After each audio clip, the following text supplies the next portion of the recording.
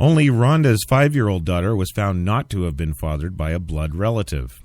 Betty, Martha, and Raylene each deny that their children are the progeny of incestuous relationships, despite the fact that genetic testing has proved otherwise.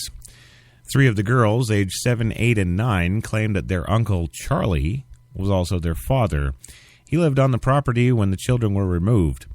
The 9-year-old also claimed Charlie had sex with her. It is believed that the family patriarch, Timothy Colt, who died in 2009, fathered children with one of his daughters and one of his granddaughters. 5 of the boys removed also admitted to torturing animals on the farm, including puppies and cats. They also said they had mutilated the genitals of animals. All of the removed children will remain in care until the age of 18. The case came to light after the Children's Court of New South Wales took the unusual step of publishing its judgment in the case, of which I actually have a copy of that, and it's ugly. Very, very ugly. Now, that's the main details of the case, and the 40-odd years and the tons of people, and it's just nutty, isn't it? Well, shortly after this, wow. Just wow.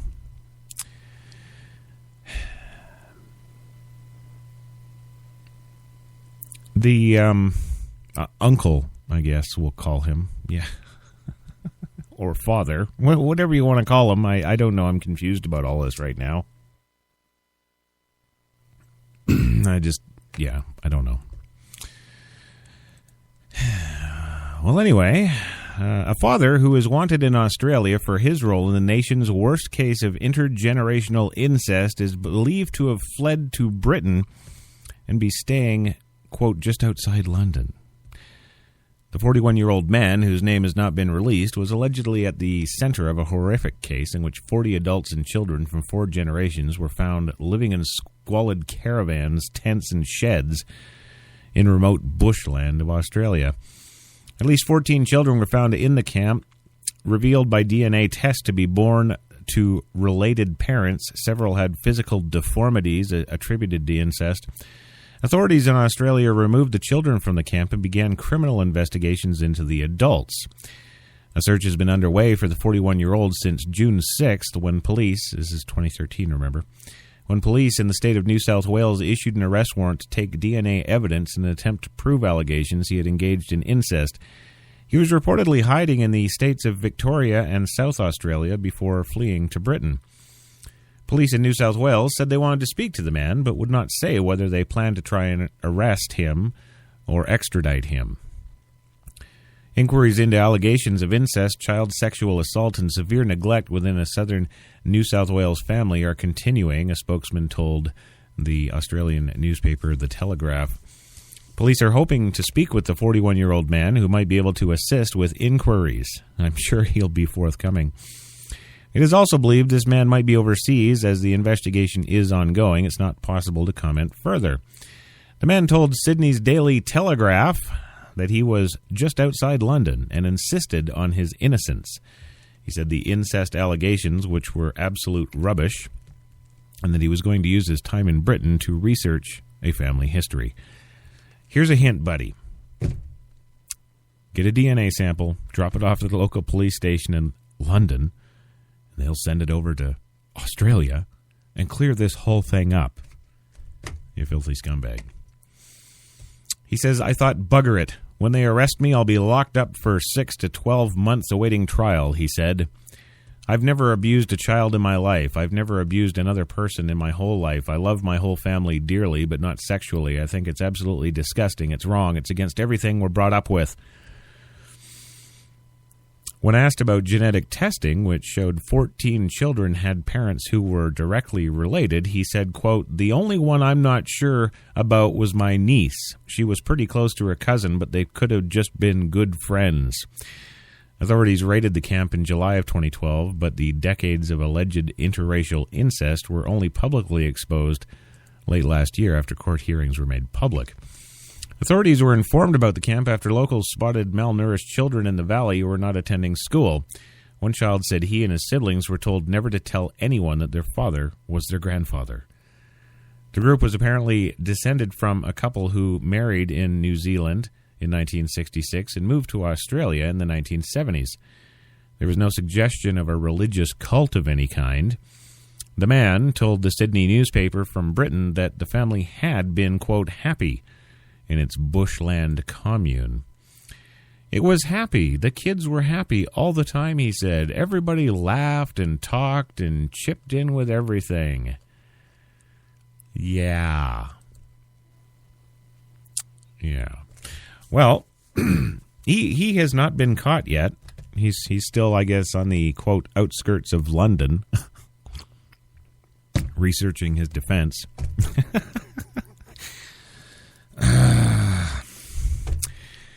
I'm glad this dirty first segment is over. I'm going to move on now. Yes, we're going to go for a quick 2-minute commercial break. And when we come back, we're going to get into the more appalling thing. We'll be back in 2 minutes, gang. You've got it locked to New York's best talk, HTLA Radio 1.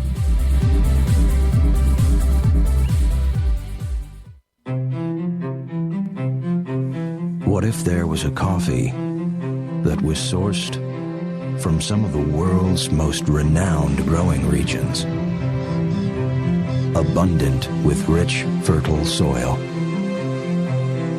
What if this coffee was picked at the perfect moment, then packed meticulously and shipped carefully to be roasted under the watchful eye of coffee masters? What if it was expertly blended, ground, and sealed, ensuring maximum flavor and freshness, then brewed in small batches and always served fresh within 20 minutes, just the way you like it? Now, what if this coffee just happened to be the coffee you already know and love?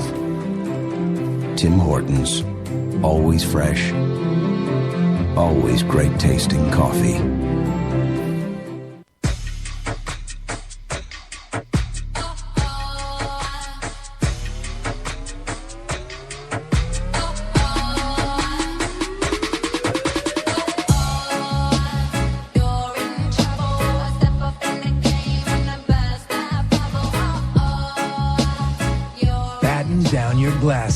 White Rum has a new captain.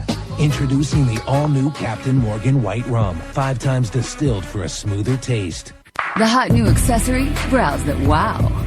New from Maybelline, New York, it's Brow Drama, our first sculpting ball brush with tinted gel. Just sweep, then sculpt for bolder, sculpted brows. New Brow Drama. Get the look at Maybelline.com. Maybe it's Maybelline.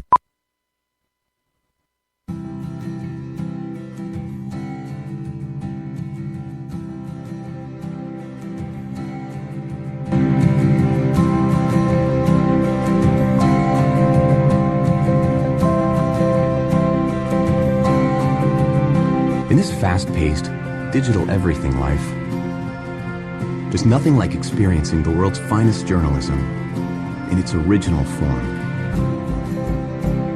So sign up today for as little as $3.80 a week to receive the greatest newspaper in the world and all the incredible experiences that come with it.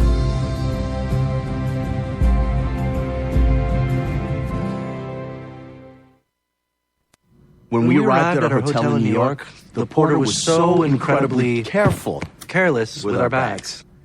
And the room they gave us, it was beautiful. A broom closet. But the worst part was the shower. My wife drying herself with the Egyptian cotton towels. Shower curtain defined that whole vacation for her. Don't just visit New York. Visit TripAdvisor New York. With millions of reviews, a visit to TripAdvisor makes any destination better.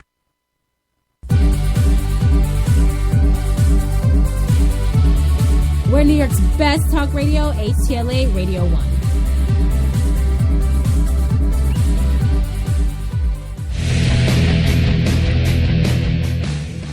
Yes, you can't have too much heavy metal. You're listening to New York's best rock. HTLA, mate. I just love doing that. Welcome back to the program, some people call it. You are, of course, listening to HTLA Radio 1 New York, and it is Tuesday night, Crash Talk. Incest is best. Oh, yes. Yes, it is, but wow. It's bad. Okay? Yeah. I'm, of course, talking about the Australian incest case which shocked the country last year, in which 4 decades of incest and child abuse have gone on in this small little commune that started way back in 1966 by Timothy, yes, Grandpa Tim, and his lovely wife. They had 7 children: Rhonda, Betty, Cherry, Frank, Charlie, Paula, and Martha.